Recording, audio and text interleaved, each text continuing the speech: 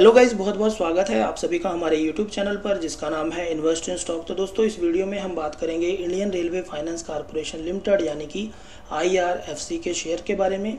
और आप सभी को पता होगा कि IRFC का जो IPO है वो जनवरी 2021 में आया था।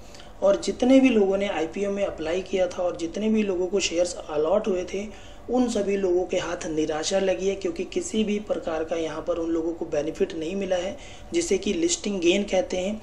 और इन सब के बावजूद अगर आप IRFC में पैसा लगाना चाहते हैं तो कौन कौन से ऐसे पॉइंट्स हैं जिसके बिहाव पर आप इस कंपनी के अंदर पैसा लगाने के बारे में सोच सकते हैं, इन सभी चीज़ों को यहाँ पर हम डिटेल्ड एनालिसिस करेंगे। और साथ के साथ आपको बताएंगे कि अगर आप 25 रुपये के लेवल पर परचेज करते हैं तो आपका ये 25 रुपये का स्टॉक 50 रुपये का लेवल कितने दिनों में टच कर सकता है, यानी कि पैसा कितने दिन बाद डबल हो सकता है, कितने दिन बाद ट्रिपल हो सकता है। इन सभी चीज़ों के बारे में भी हम यहाँ पर जानते हैं।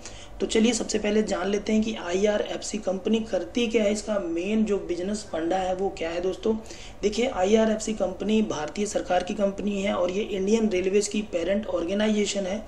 और कंपनी का केवल और केवल एक ही उद्देश्य है कि भारतीय रेल को किसी भी प्रकार की पैसे की ज़रूरत होगी उसको IRFC जो है वो पूरा करेगा, मतलब फाइनेंस करेगा। अगर कहीं नया ट्रैक बिछाना है, नया इंजन खरीदना है, नए कोच बनवाना है, किसी भी प्रकार की इंडियन रेलवेज में अगर पैसों की ज़रूरत आती है तो उसको IRFC जो है वो पूरा करेगा।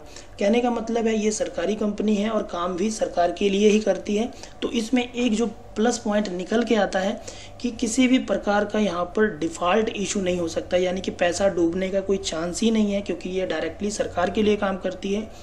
और ना ही ये कंपनी कभी डूब सकती है, क्योंकि ये सरकारी कंपनी है। दो चीज़ों का यहाँ पर प्लस पॉइंट है। और साथ के साथ थर्ड पॉइंट जो सबसे ज़बरदस्त है वो ये है कि कंपनी जो है वो डिविडेंड देती है। और डिविडेंड के अंदर ग्रोथ है वो ईयर ऑन ईयर बेसिस पे रिकॉर्ड की जा रही है, पिछले कई सालों से ये डिविडेंड दे रही है। और चौथा जो पॉइंट है वो ये है कि कंपनी के अंदर जो ग्रोथ है, कंपनी की जो इनकम है वो डे बाय डे इंक्रीज़ हो रही है, जिसे हम डिटेल में समझने के लिए इसका क्वार्टरली रिजल्ट चेक कर लेते हैं।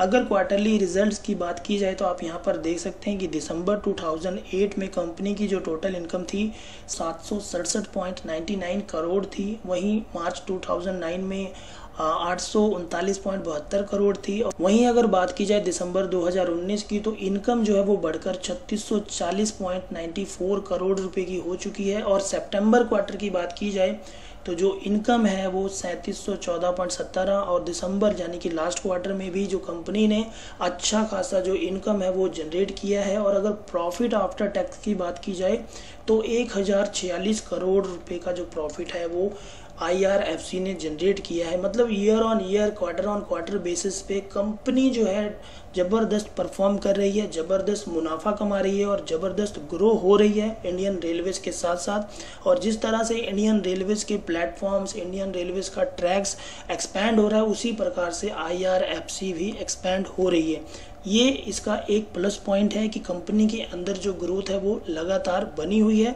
और अगर आप इस कंपनी में पैसा लगाते हैं तो आपका पैसा डूबने का तो कोई चांस ही नहीं होता। अब बात करते हैं कि ये जो प्राइस है 24-25 रुपये का लेवल है, ये पिछले एक महीने से बना हुआ है। स्टॉक के अंदर जो न्यूट्रल मूवमेंट है वो देखी जा रही है। और सवाल ये उठता है कि स्टॉक के अंदर ग्रोथ कब आएगी, स्टॉक रिटर्न देना कब शुरू करेगा। अगर आपने एज ए इन्वेस्टर पैसा लगाया है तो आप कहीं ना कहीं प्रॉफिट के लिए ही इन्वेस्ट किए हैं यहाँ पर। और अगर आपको प्रॉफिट ही नहीं होगा तो पैसा लगाने का क्या फ़ायदा। पूरे एक महीने हो चुके हैं, इन्वेस्टर्स को किसी भी प्रकार का बेनिफिट यहाँ पर नहीं मिला है। तो आपको यहाँ पर वेट करना चाहिए या फिर बेच के निकल जाना चाहिए, या कई तरह के सवाल आप सभी के मन में होंगे। तो यहाँ पर एक चीज़ बता दूँ कि दोस्तों, जैसा कि प्राइवेट कंपनियों में होता है कि वहाँ पर बोर्ड ऑफ डायरेक्टर्स होते हैं और उनका बिजनेस करने का तरीका अलग होता है। और उन सभी कंपनियों में जो न्यूज़ हैं वो रेगुलर बेसिस पे आती रहती हैं, जिनकी वजह से स्टॉक के अंदर जो ग्रोथ है वो रेगुलर देखने को मिलती है। नए नए जो प्रोजेक्ट्स हैं कंपनियों में आते रहते हैं। लेकिन जो IRFC है ये इंडियन रेलवेज की कंपनी यानी कि सरकारी कंपनी है। और सरकारी कंपनियों के अंदर जो न्यूज़ हैं वो बहुत ही कम देखने को मिलती हैं, क्योंकि इसके अंदर जो पॉलिटिकल इंटरफेरेंस होता है, सरकार की रणनीति के अकॉर्डिंग ही यहाँ पर जो न्यूज़ेज़ हैं निकल कर आती हैं और जिसके बाद स्टॉक के अंदर जो परफॉर्मेंस है वो देखने को मिलती है। लेकिन फिर भी आपके मन में एक सवाल जरूर आएगा कि अगर हमने पैसा लगाया है तो प्रॉफिट बुक करने के लिए लगाया है, प्रॉफिट कमाने के लिए लगाया है, अच्छा रिटर्न प्राप्त करने के लिए लगाया है, तो स्टॉक का प्राइस मूव क्यों नहीं कर रहा है। देखिए दोस्तों, स्टॉक का प्राइस मूव जरूर करेगा, डेफिनेटली करेगा। अगर एग्जाम्पल के तौर पे मैं आपको समझाना चाहूँ तो देखिए IRCTC का जो शेयर है वो किसी टाइम पर 779 रुपये या फिर इससे भी कम का रहा होगा, लेकिन प्रेजेंट टाइम पे आप IRCTC का जो स्टॉक का प्राइस है वो देख सकते हैं 1724 रुपये के ऊपर ट्रेड कर रहा है। वहीं अगर बात की जाए रेल विकास निगम के स्टॉक के प्राइस के बारे में तो यहाँ पर देखेंगे कि 12 अप्रैल 2019 को जो स्टॉक का प्राइस था वो 19.75 का था और पूरा जो एक साल है वो भी इसी प्राइस के साथ इस स्टॉक ने गुजार दिया। यानी कि स्टॉक के अंदर जो न्यूट्रल एक्टिविटी है वो काफ़ी लंबे समय तक बनी हुई थी, लेकिन उसके बाद अगर अब देखेंगे तो स्टॉक का प्राइस 32.80 हो चुका है, यानी कि डबल हो चुका है 5 सालों के अंदर अंदर।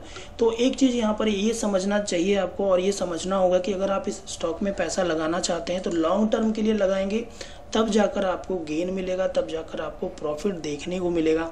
अगर आप शॉर्ट टाइम के लिए इन्वेस्ट करना चाहते हैं तो बिल्कुल भी आपको यहाँ पर बेनिफिट नहीं मिलेगा, और अगर मिलता भी है तो वो अगर सरकार कोई नया अनाउंसमेंट करती है, नया डिसीजन लेती है IRFC या इंडियन रेलवेज़ को लेकर, और उसके बाद अगर इसके अंदर ग्रोथ आती है तो आपको बेनिफिट ज़रूर होगा।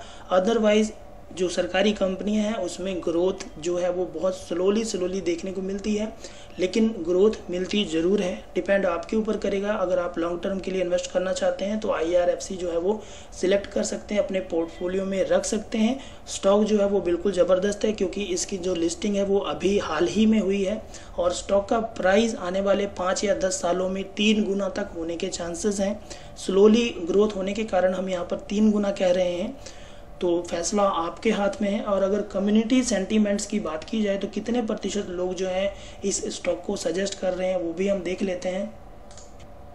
तो दोस्तों, मनी कंट्रोल की वेबसाइट पर अगर आप देखेंगे तो 69% जो लोग हैं वो कम्युनिटी है वो बाय करने का सजेशन दे रही है, और 70% जो कम्युनिटी है वो यहाँ पर स्टॉक को सेल करने का ऑप्शन दे रही है, और 14% जो कम्युनिटी है वो होल्ड करने के बारे में यहाँ पर सजेशन दे रही है। तो डिसीजन आपके ऊपर है, आप लॉन्ग टर्म के लिए इन्वेस्ट करना चाहते हैं, शॉर्ट टर्म के लिए इन्वेस्ट करना चाहते हैं, वो फैसला आपके ऊपर है।